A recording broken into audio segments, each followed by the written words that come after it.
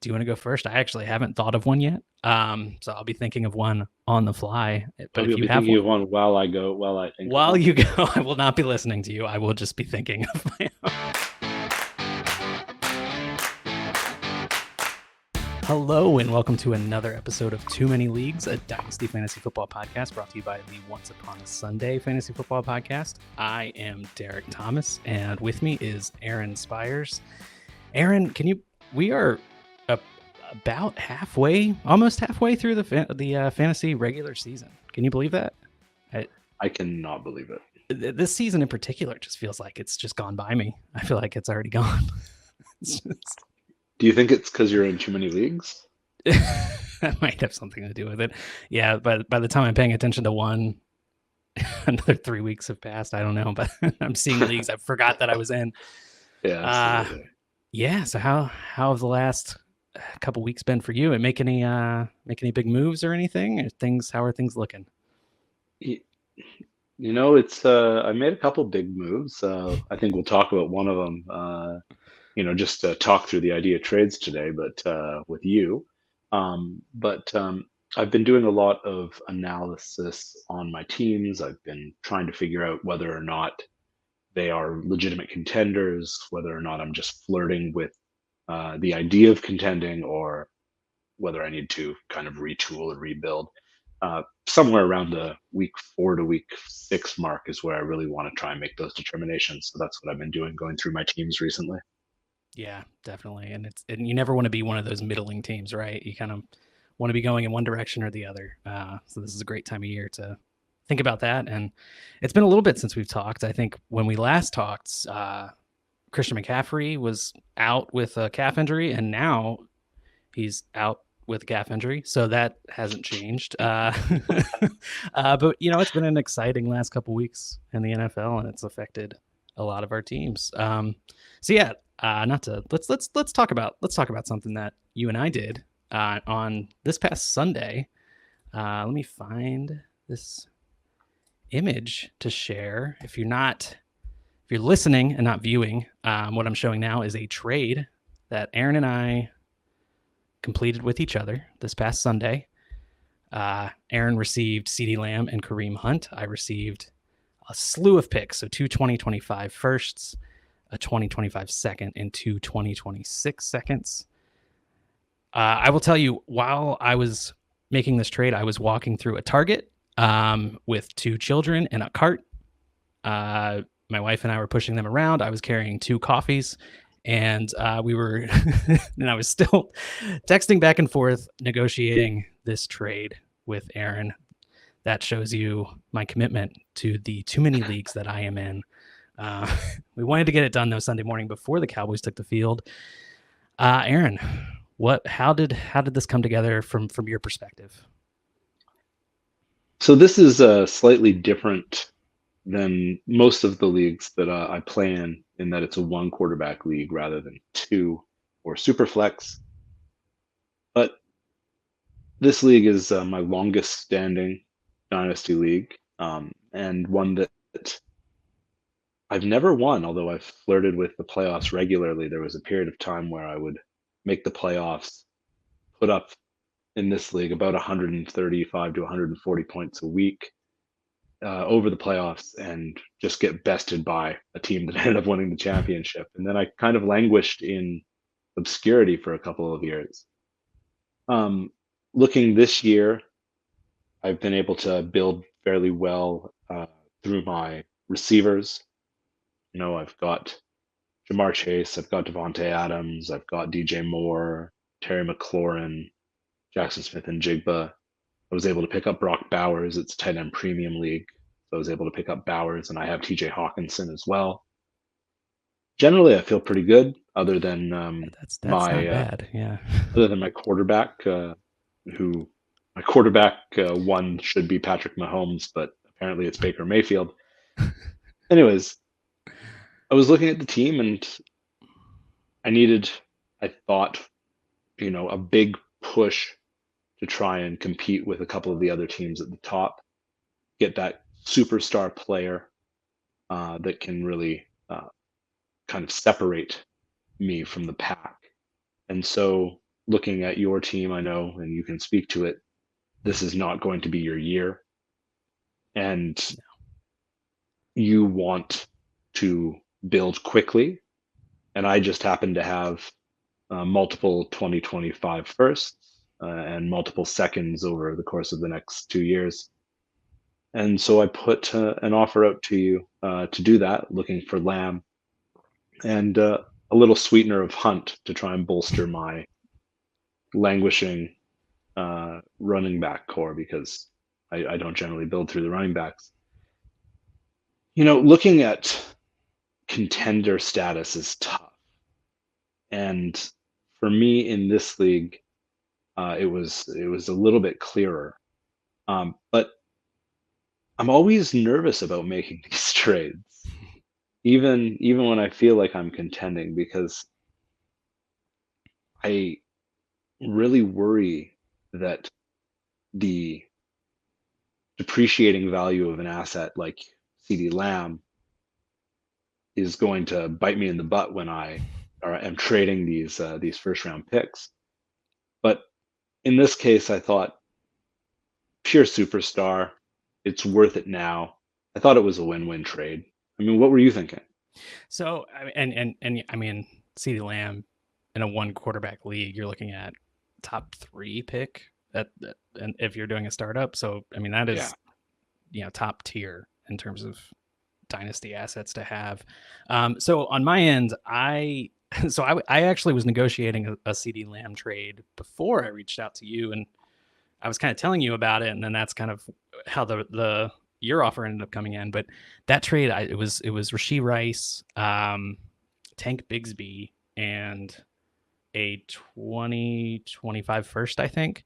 And I kind of looked at that trade as, I kind of see Rashee Rice as kind of a first, maybe an additional late first in value, and then Bigsby kind of maybe 2 seconds, maybe a late first. I don't know. It depends on how you value him, and then another first. So you and I were kind of talking about how to value that trade, and I realized you had those exact assets and draft picks. So I thought I'd rather have the picks, honestly, at this point.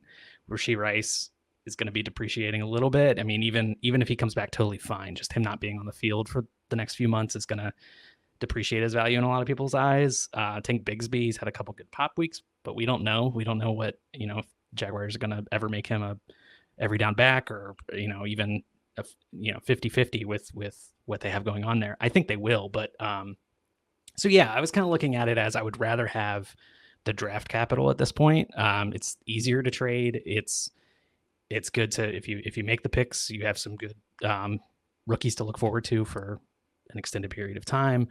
And yeah, so I think originally your offer was the 2025 first and a 2026 first. And I asked you if you could make that a 2025 first. You asked if I could throw in Hunt, and to me, Hunt was nothing. Like I felt like I was giving up nothing there because, I mean, I can't see him having much value after this year. And I'm not competitive this year at all. I'm 0-6. My team, I've been trying to kind of halfway tear down this team for a couple years now. I took it over as an orphan 2 or 3 years ago, and yeah, I mean, I Lamb was like my last really good trade chip, and I wanted to try to build up my draft capital a little bit that way. But yeah, Kareem Hunt, he just didn't really fit my team at all. What's funny about this team though is right before week 2, like the Sunday morning week 2 was starting, I traded Alvin Kamara for a second or something like that, and then Kamara that afternoon dropped 50 points. So I was half expecting CeeDee Lamb to have like a historic performance for you yesterday. Yeah, it didn't happen, or not yesterday. Well, can you tell me, because okay, and just kind of when we're thinking about trades more broadly, mm-hmm. I had offered the 2025 first and the 2026 first, Mm-hmm. and you came back wanting the 2025 first. Mm-hmm. And the second first that you were asking for was mine. As it stands now, provided everything goes well, that's probably a back end of the first round, Mm-hmm. 110 to 112, hopefully 112. Whereas some of the age on my team could mean that I very well could be in a position where next year the team is middle of the pack. Yeah. Why did you want a later pick in 2025 than the most likely earlier pick a year down the road? Sure. Yeah. So it's extremely possible that was a bad decision. But my thinking was I get the 2025 pick. I have a bunch of seconds in 2025. And I think if I end up with the 111, 112, I can package up a couple of those seconds, which are kind of low probability hits anyway, with that first, and maybe turn that into a higher pick in the first round where your kind of percentage chance of hitting on a guy is much higher. That was kind of my thinking. I like the fungibility of that pick a little more, given that it's in 2025. Because psychologically, when you're trying to make trades, people see picks like 2 years from now, and they're like, "Will we even have fantasy football 2 years from now?" So it's kind of it's kind it's it. That's kind of my thinking there. I see the pick in the nearer future as a slightly more valuable asset than the one a couple years from now. But yeah, I mean, you're absolutely right. Your pick in 2026. I still think your team's going to be pretty good. I mean, Jamar Chase and CeeDee Lamb are going to be entering like hopefully their prime years still. Like I don't know. I still feel like your team's going to be very good, and it's going to be a late first either way. But no, I mean that's a good thing to think about when you're building out these trades. Definitely, I mean, you got to look and see where you project the picks that you're getting to fall within the round that they are. So, yeah, I was definitely thinking about the fact that your team is now one of the top two or three teams in the league. So that pick's going to be somewhere between 10 and 12, I have to expect. Yeah, it's interesting thinking about picks and when to acquire them, how to acquire them.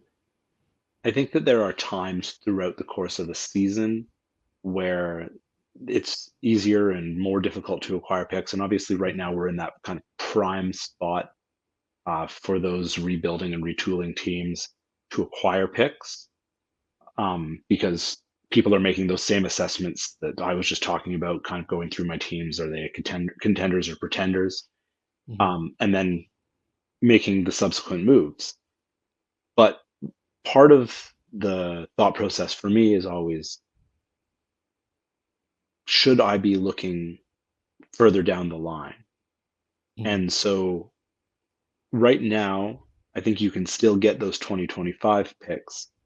But I think that if you're willing to be patient, especially if you're a team that is somewhere in between on Mm-hmm. the scale of contender and pretender, you can get discounted 2026 picks, picks that are discounted, but those assets, and the cost is you have to hold them, obviously, Mm-hmm. right? Like that's why they're a bit discounted, but they're absolutely going to be gaining in value. And if you're willing to plan further down the line, then from around week 3 to about week 9 or 10, I think you can shop some players for 2026 picks or what people might see as underperforming rookies with Mm-hmm. 2026 picks layered on top as a very, very um, smart way to kind of build your portfolio out as well as kind of have the constant stream of appreciating assets. Yeah, I mean that's a great point because there definitely is a phenomenon where people are discounting those 2026 picks until like in May of 2025, those picks will suddenly become so much more valuable because people have used all the 2025 picks, and now the only picks in circulation are the 2026 ones. So it's not even that long that you have to wait before they kind of reach that value. Um, so yeah, I mean, you're talking me into swapping that 2025 pick for your 2026 pick. Maybe I'll come back to you during the draft, and we'll talk about that. But Well, so the what do you? other, Oh, go oh, ahead. go ahead. Well, I was going to move on. I was going to go to a different topic, but yeah, go Well, ahead. yeah, I was just going to say the other thing that you had mentioned, you were having a conversation with another league mate about a deal that included Rashi Rice, and Mm-hmm. just we had talked about Rice, I think, last week as well, or last Mhm. episode as well. And I just wanted to follow up on that. He's a player that I think has an interesting window for trades. So depending on where the teams that have him, over the next few weeks, I would say, contending teams that have him are going to be willing to sell him for cheaper, I would say, over the next 3 to 4 weeks, maybe 5 weeks, um, before things kind of get solidified in terms of where their standings are. Mhm. Uh, and that's, for me, the right time to buy because as soon as the year ends, as soon as the fantasy season ends, he's going to 100% spike in value again, Yeah. right? We're going to have there might be a small dip with the rumors around suspension again, Right. but I Right. think that the lowest that he's going to be over the next, 8 to 9 months is probably between now and week 10 or week 11 of the season. And Yes. so Yeah. it's interesting. I prefer the deal that I got with you, um, Yeah. obviously, but that doesn't preclude you from actually acquiring him for something like a first round pick in a couple of weeks or Right. a few weeks from now, knowing that that asset is almost certainly going to appreciate. Yeah. Yeah. I mean, it's interesting. We were talking about his stock being on the rise days before he had his knee injury, and what's interesting about his situation, I I felt like the owner or the manager I was trying to trade with was still valuing him as if he was still playing right now, and I wasn't getting that discount, which is what kind of made me feel more inclined to kind of look elsewhere. Um, and almost leverage the deal I already had in place to kind of establish the starting point for what our deal ended up being. Sure. Um, so that's kind of the thought. I mean, it's I you get frustrated when people do that though. There's one manager who I'm in a few leagues with who, as soon as I inquire about a player, if I send a trade offer, he'll throw that player up on the trade block and see if he gets a better offer than the one I just sent, which is absolutely maybe the right thing to do. It's pretty smart to see, where do people value this guy. But it is, I do understand it's a little frustrating, and I did feel a little bad going behind the other manager's back and working on another deal. But it's a game, and we gotta do what's best for our individual teams. And he was cool about it. So appreciate that. So you talked a little bit about kind of evaluating your teams, figuring out which ones are geared up for maybe a championship run this year versus teams that don't have it and that you kind of need to retool. What are you looking for with those teams? Is there a certain like place in the standings, a certain number of points per week, or what kind of is your thought process for evaluating whether or not you think a team actually is as good as their record is, or and can actually compete?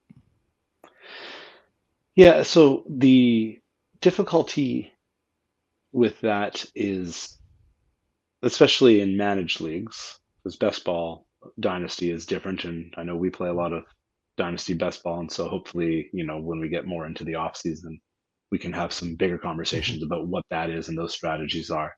Right. But in managed leagues, it's points for, points against, in terms of where that falls in the broader league ecosystem. So how accurate my start sit decisions have been. Are they just simply mistakes, or are they things that I couldn't possibly have predicted? Right. Right. Um, It's like, oh man, I didn't you know, start Sean Tucker this week. yeah, It's like, exactly. But I yeah, did start. you can't really count that I against did start yourself. Trey Tucker, and here we are. Right. Yeah. Right. But so so I'm looking at that a lot. Obviously, the record matters. If I'm sitting at 5-1, then that says something. I have a good shot of making the playoffs at 5-1, Mhm. unless I really have just been playing the worst teams, or I've been kind of rolling extremely well, right?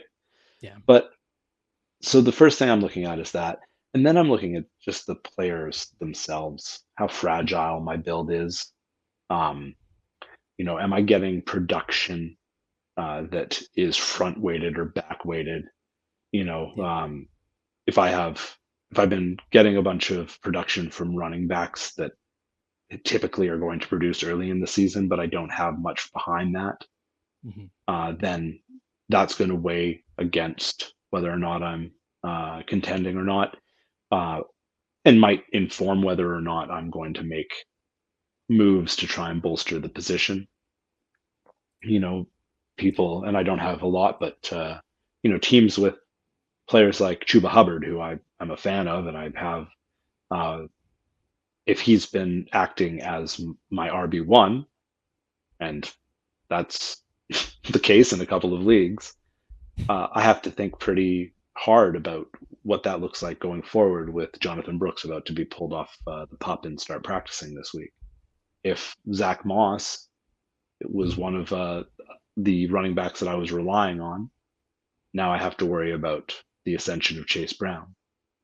You know, so Yeah. I'm looking at things like that, whether or not I think that I'm going to get back weighted production from the rookie wide receivers that I might have on my team, you know, and so I'll take a look. I use Rotoviz's tools a lot. Shout out to Rotoviz; they do great data work to look at kind of snap shares, to Mhm. look at targets per route run rates, things like that, to see whether or not I'm getting statistical outliers or if I'm getting real production. And Sure. and so Yeah. kind of it's pulling all of that together and then making the assessment.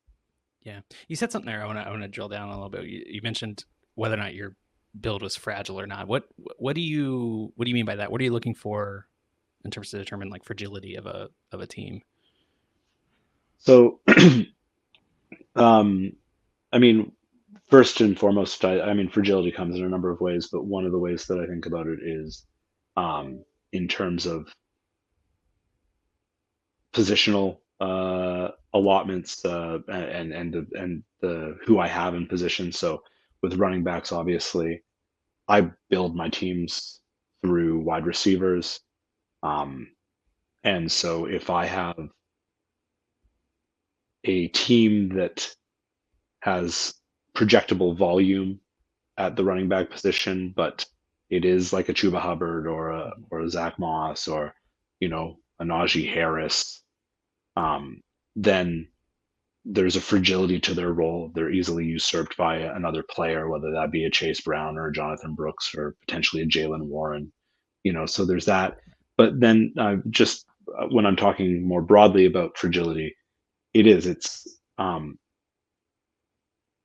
what hits can my team take and still be right, which is why Right. we play in leagues with a lot of flexes, right? Mhm.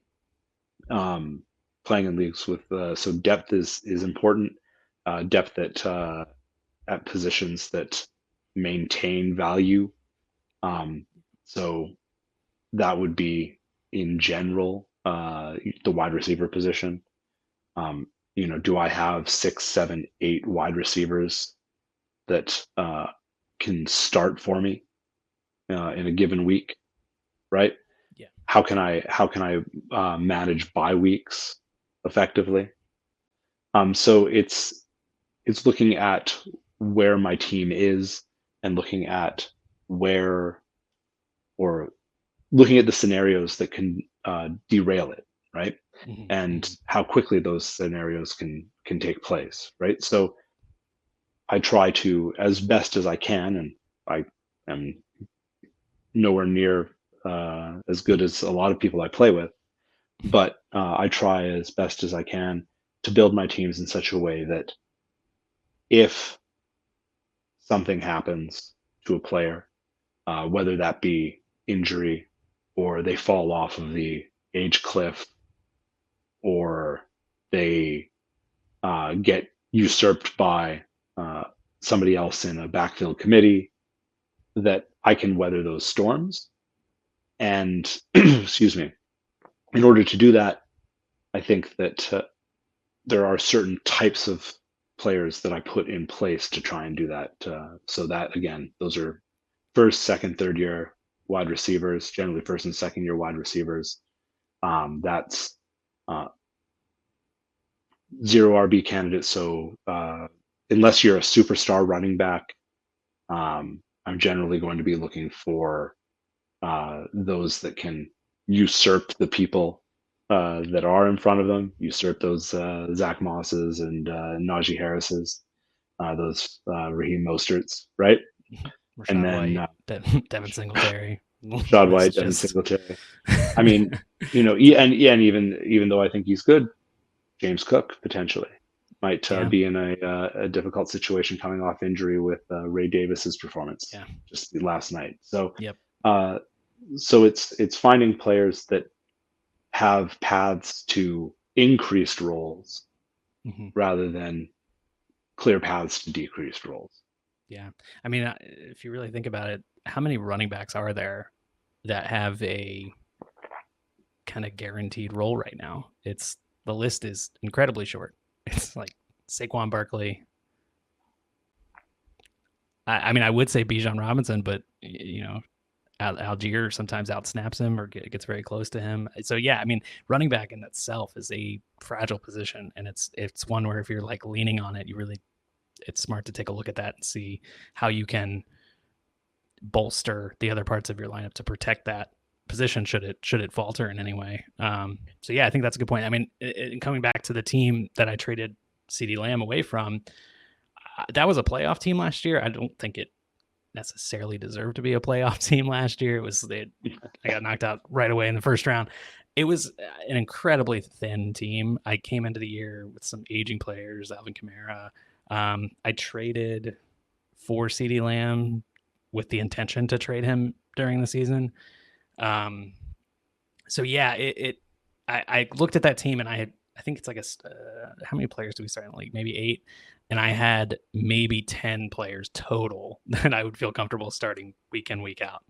And that's no way to have a winning team where you're really just a couple bad things away from not winning anything. So I looked at that team. I said, this team needs to be just reset.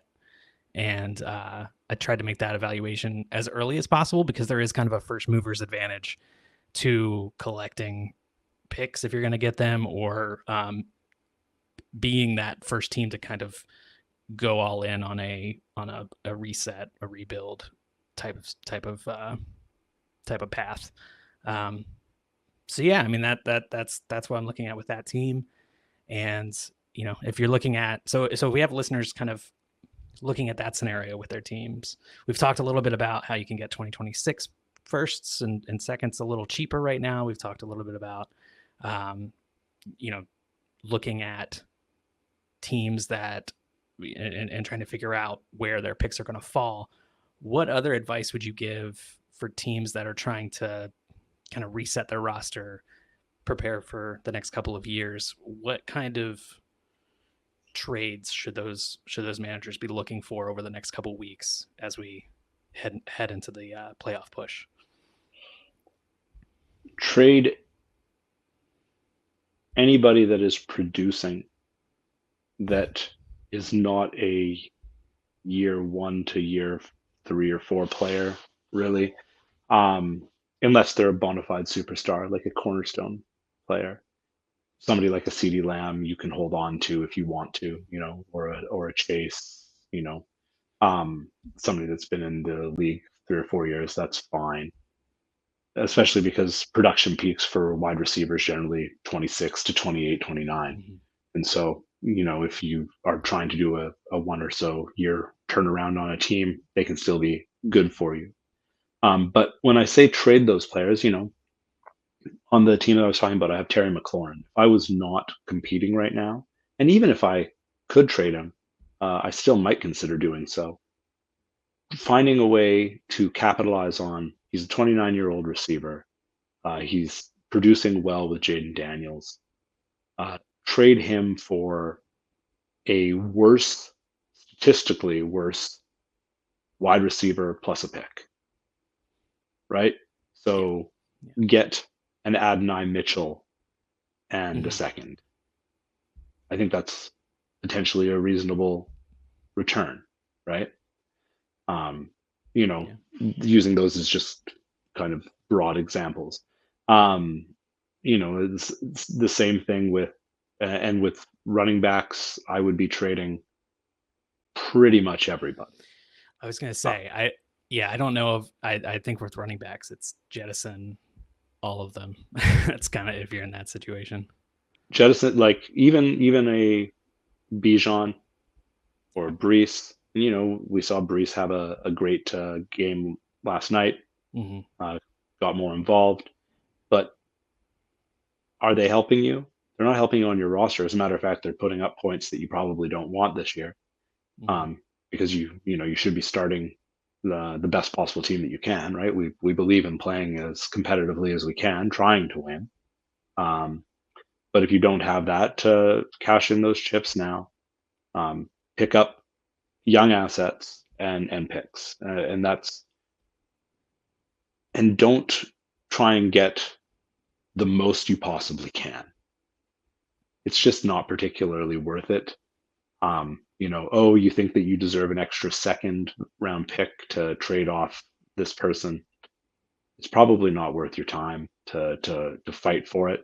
Yeah, sure, put out the feelers to other people, but you know, you're going to build more goodwill amongst your league mates if you are willing to make that deal when they know that, hey, yeah, the player was probably worth a little bit more, but I didn't have to pay that because my co-manager, or my league mate was there trying to make a deal, right? People want to make deals with people that want to get deals done. So Hmm.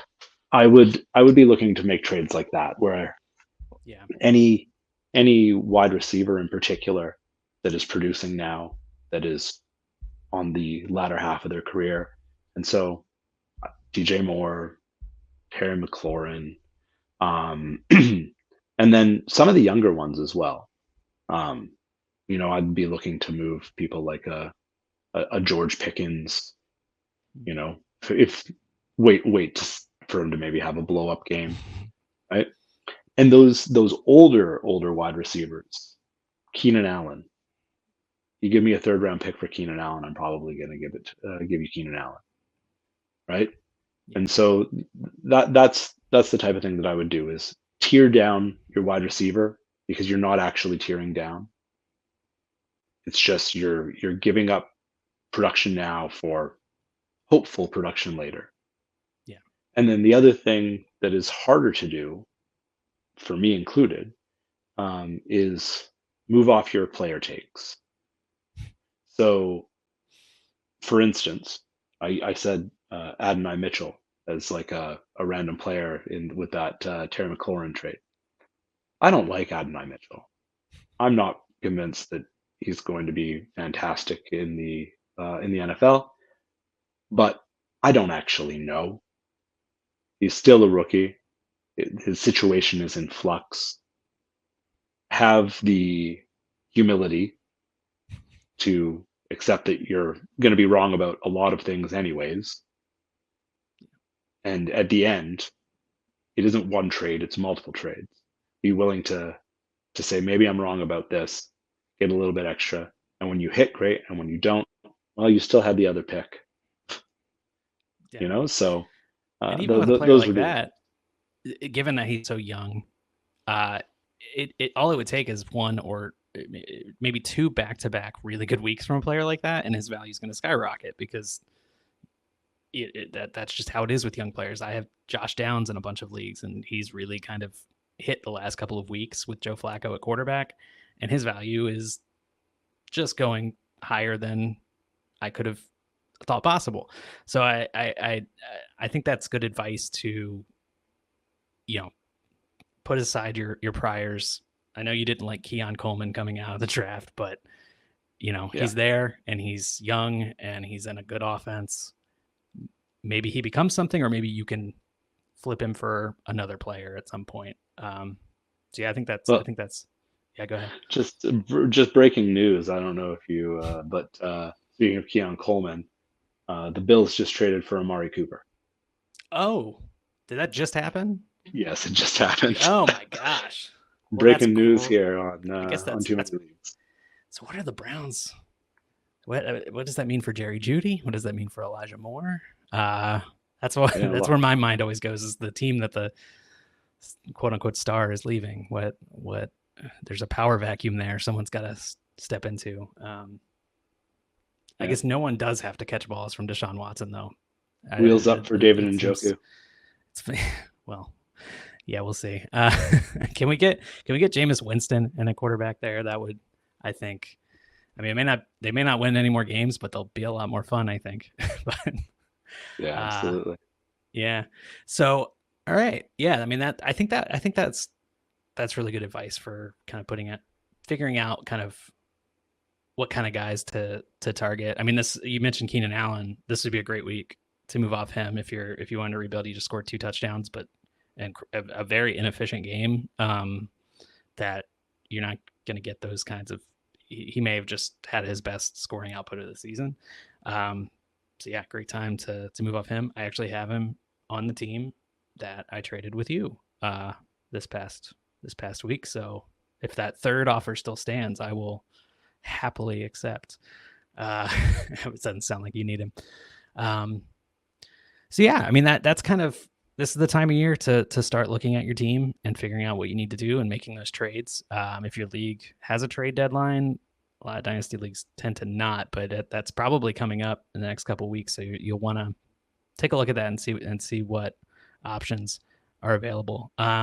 Before we go, I wanted to talk about last time we talked. We did some wish casting. Hmm. You talked about a player named T. Higgins, and in hopes you made a prediction about him. That he would have, I think it was 2 receiver 1 weeks or something like that, or he would Yeah, be.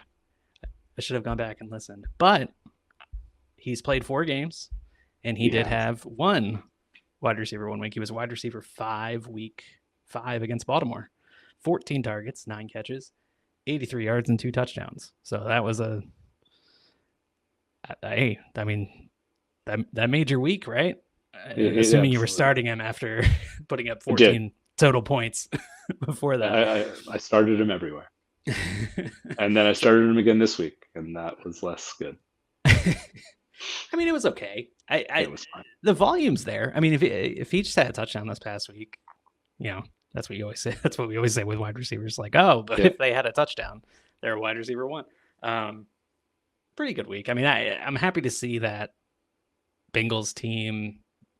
It's good they won because I was worried if they fell to 1-5, they might like kind of pack it in, might go into kind of a rebuild mode. So we kind of want that offense to be in competitive games and playing for something, um, because it's starting to come on. Chase Brown looks great. He had a bad drop in that game, but he's been really good. So T. Higgins, you got your wish there. Me on the other hand, I was hoping that Christian McCaffrey would come back from Germany with bionic Achilles tendons, and and he didn't even come back with regular working Achilles tendons. It sounds like, although it sounds like he will be able to start practicing, assuming he doesn't have any setbacks. He might be back in the next couple of weeks. There was a report a couple weeks ago he might come back this week. I got very excited. And that's not going to happen now, but week 10. Luckily, the dynasty leagues I have him in, those teams are doing okay without him, so hopefully he'll be just a good addition, almost like a trade addition later in the season. All right, so let's try this again. Let's make a prediction that would help your fantasy teams if it came true. Do you want to go first? I actually haven't thought of one yet, so I'll be thinking of one on the fly. But hope if you'll you be have thinking one, of one while I go. While I think of while one. you go, I will not be listening to you. I will just be thinking of my own. Hope I don't say the exact same one. All right. So yeah, so it's been a little bit tough over the last few weeks. if you're an LA Rams fan. Um, and so my my prediction, my wish going forward is that Cooper Kupp returns by week 8 and falls directly into his role pre-Puka injury, giving me 15 plus targets a game that I've been missing as he sits on my IR in multiple leagues. I heard that he might come back this week. Is that not likely now? Listen, he might, but I'm not. Listen, You're setting it at week 8. You're fine. I don't want to be disappointed. All right. I have a lot. I really went in hard on Jordan Whittington, and he finally like had a really good week just in time for Cooper Kupp to maybe return. So I'm a little invested for Cooper to kind of take his time. Make sure that body is good to go. Let's not rush back. All right, so mine actually has some breaking news that happened before the Amari Cooper trade. Davante Adams. I am looking now, of all the leagues that I'm in, I have him in 23% of them. That's too many. Yeah. He is my third most rostered player behind Christian McCaffrey and Zach Jordan Taylor. Whittington.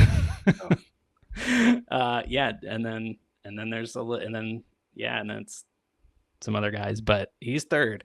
That includes redraft leagues and dynasty leagues. But what I'm hoping for is that he will walk into that Jets locker room. He gets an extra day to prepare because they're on Monday night this week. That's not right. Sunday night. They're on Sunday night. So he gets an extra few hours to prepare. And my hope is that we start seeing double-digit targets immediately with him and Aaron Rodgers back together. That offense starts humming a little bit. Now, yeah, that's my hope. I hope Davante Adams can stop putting up zeros for me because he is now active and on a team he wants to play for and can be the wide receiver 1 I drafted him to be in redraft, and that kind of asset to push me over the top in the dynasty leagues that I have him in. So yeah, Davante Adams will be a wide receiver 1 the next 2 weeks. So here's just on that. He just had a great game last night, which Garrett Wilson. Yeah. I think that even after a great week, you might just get a buy low opportunity. That's a good point. Yeah. Which is crazy because like he's had 2 in a row now. Like we've been waiting for Garrett Wilson, waiting.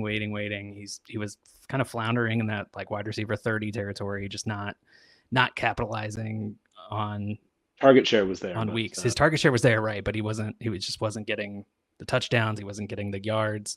And then last 2 weeks, great stuff. And now they add another mouth to feed. But I agree with you. I do think it's more of a buy low opportunity for Garrett Wilson because I still think I think he's good enough to get to get targets regardless of who is across the other side of the line of scrimmage from him. So yeah, and also I mean it kind of helps him a little bit. He was kind of getting blanketed by the team, their opponent's best corner every single week for the first couple weeks, and he just happened to be playing some of the best corners in the game. Now there's another guy that that defenses have to think about, and it's one of the best wide receivers of the last decade. So yeah, I agree with you. I think talk to the Garrett Wilson owner, see if they're panicking. Yeah, and see if you can get a deal done. Yeah, it's funny. I feel like I've been the guy talking down Garrett Wilson, but I do love the player. I think he's just so talented. He just absolutely torched Taron Johnson on like a really simple slant last night. That just like and Taron Johnson's a good corner. He had an interception later in that game, and he broke his ankles on just the simplest little route. It was just it was just beautiful. So I am hoping Devontae Adams, though, is a wide receiver 1. And I'm predicting that he'll be a wide receiver 1 for the next 2 weeks. Aaron, where can people find you? You can find me on Twitter, X, whatever you call it, at Aaron Spires. And you can find me in your dreams. Wow. All right. Yeah. No, I look. Yes. I am Tarek Thomas. You can find me at Tarek M. Thomas. I will try not to infiltrate your dreams and run into Aaron there. But thank you. We'll be back in a couple weeks, hopefully. And thank you for listening. And good luck making those trades that will either tear your team apart or make them a championship contender. Thanks for listening. Be sure to like and subscribe wherever you watch or listen to podcasts. Follow on X and Instagram at OUSFFPOD. We'll be back next week for more ways to win your league.